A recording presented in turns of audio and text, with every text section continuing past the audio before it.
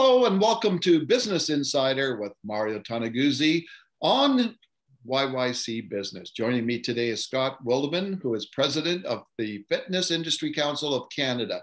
Thanks for joining us today, Scott. Thank you for the opportunity. Well, let's chat a little bit about the lockdown measures that are currently in place in Alberta, and Scott's based in Calgary. Tell me where it stands right now for the industry and what you can and what you can't do. Well, if we're in a hot spot, so a high case zone, we're really relegated to virtual training. So you cannot train outside, you can't do any group fitness outside, facilities are closed. So you're really relegated to something like we're doing right now, Zoom type of training sessions. If you are not in a hot spot, you can participate outside in a personal training session or small group training up to 9 participants and an instructor, making sure that you're 3 meters apart. So those are the current restrictions that we're under. So a lot of the, and again, just for Calgary right now, a lot of those businesses, say 2 weeks ago, were opening up outside, right? In the parking lot and stuff, but that was shut down recently, right? Correct. Yeah, it's been frustrating because, like many businesses, we've had to pivot. It seems like almost weekly. We started off this year with private training in facilities, so you could work one-on-one with a trainer, 3 meters away, trainers wearing a mask. We had 0 cases of transmission through that model. And then we were not allowed to be indoors anymore. So now move outdoors, which many did, set up, like you said, the parking lot gyms or utilizing fields or what have you. And now recently, that's not permitted. So, yeah, that's been tough for the industry. Year and a half, or not a year and a half yet, but getting close to a year and a half of a really tough time. How difficult has it been for many of these operators to survive? Yeah, it's been very hard. It's been hard for everybody in our industry. It's been hard for our customers who rely on us for their physical and mental health. So it's been hard on them. It's been hard on our employees and our people that deliver the services. There's a huge level of COVID fatigue right now. Like they're just burnt out and they're just emotionally drained. And then from an operator standpoint, it's just trying to scratch and claw your way to try and get through the end of this pandemic. Many operators have had to take on additional debt. Many owners have stopped paying themselves months and months ago. The average, according to our recent survey, is around $250,000 of debt per location. So there's, and we see the light at the end of the tunnel, but hopefully we can just get to the end of the tunnel.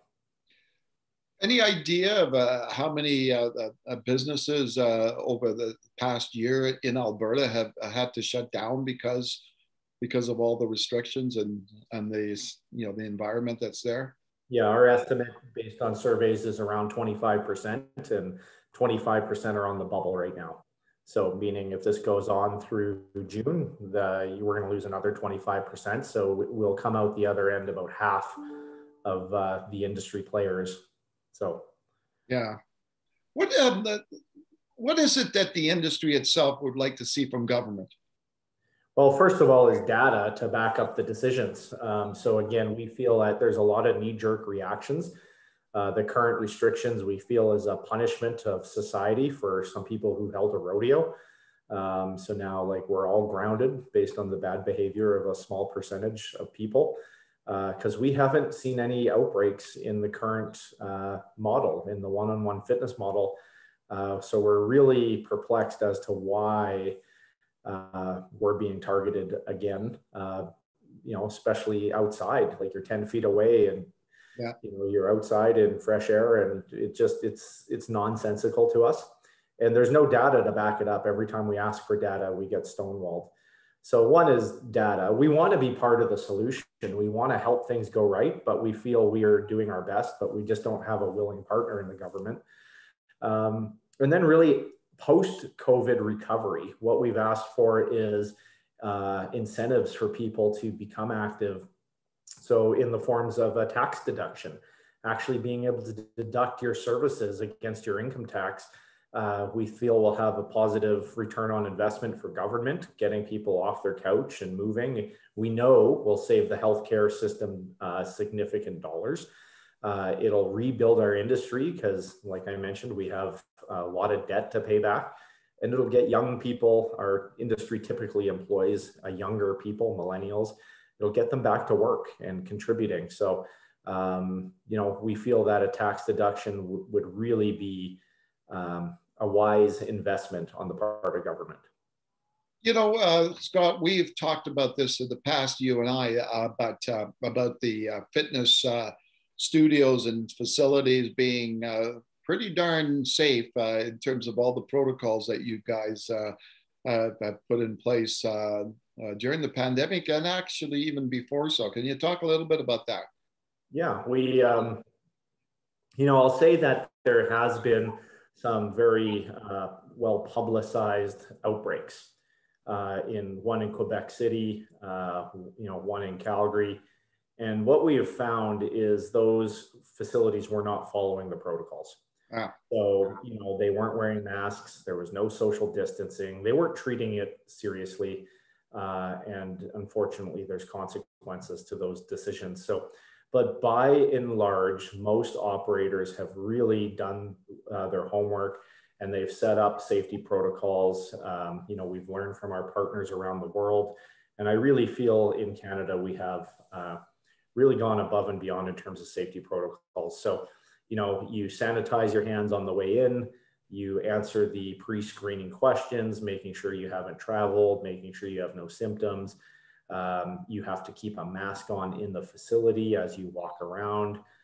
As you exercise, you keep your mask on. You sanitize everything before you touch it. You sanitize it after you touch it. We also have our cleaning protocols in between, right? So our staff are cleaning everything all the time. With contact tracing, our system, just the way fitness facilities work, is we know who's in the facility at any given time. So if a member put their hand up and said, I've been diagnosed with COVID, and they tell us that, we can very quickly mobilize contact tracing. We are always faster than the government. Government usually lets us know 10 to 14 days after somebody's been in a facility, at which point it's over. Yeah. We already know. We often tell them we're already aware and we've already taken action. And it's because our system is designed for it. So, we feel that we've really mapped out the process, the flow of traffic, the cleaning, the sanitization, and we've put a lot of thought and care to it. And our numbers back it up. Our surveys show that we've had millions and millions of workouts and very small rates of transmission. And like I said, in those facilities, they weren't following the rules. So yeah. One last thing for you, Scott, as you look into the future, is the industry concerned that some of the patterns and behaviors of people that are being entrenched right now in the past year may continue into the future, even when things are all back to quote unquote being normal? So, people, maybe doing things, at home by themselves, or people doing things outside more, et cetera. Is that a danger and a concern? Well, no. And the reason I say that is people could always exercise at home, right? At home exercise has been around forever. Yeah. How many people have a treadmill that's in their basement? It's got coat hangers on it and laundry baskets. People bought cross-country skis this winter. They went once, they never used it again. And at-home fitness or outdoor fitness requires a level of behavior change. People need to have it built in, and a lot of people need fitness professionals to change that behavior. And a lot of people love a facility just for that social side of things and that camaraderie. So yeah, at-home fitness has always been around. What I think we will see, though, is an omni-channel approach, right? So you can access fitness on your terms, when you want it, where you want it. So I could see people going to a fitness facility twice a week, taking a class or doing their own strength workout. And then maybe twice a week, they do a remote session at home. Because we have had feedback from our members that some of them like the at home to supplement what they're doing in the facility, not to replace it, but we do know time is always the number one barrier, and at home or at office training really does help with that barrier, but nothing will replace the in-facility experience. Okay, super. Well, thanks for taking the time today, Scott, and talk about this issue that's been going on here for a year and a bit now in Alberta and across the country. Thank you. Yeah, my pleasure. Okay, that was Scott Wildeman, who is president of the Fitness Industry Council of Canada. This has been Business Insider with Mario Toneguzzi on YYC Business. Thanks for joining us today.